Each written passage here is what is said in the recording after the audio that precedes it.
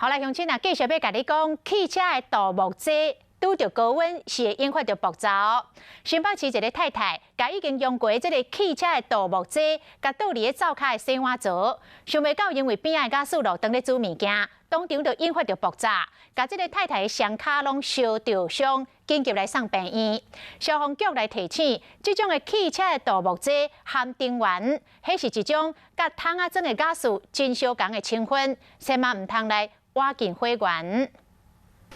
洗碗机、洗碗槽边的物件拢扬去，灶骹发生小爆炸，原因就是这款汽车导幕油剂，敢若破解呢，可见当时爆炸威力有偌大。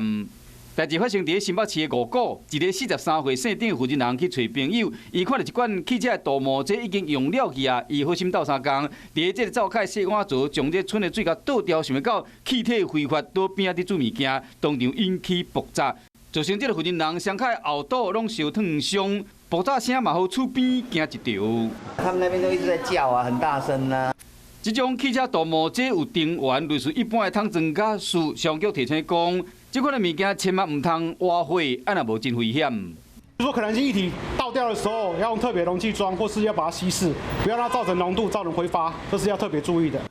本来好心要甲朋友斗回收，想袂到造成灶骹的小爆炸。用清洁用品，依然要注意安全，要详细看清楚，免得讲造成伤害。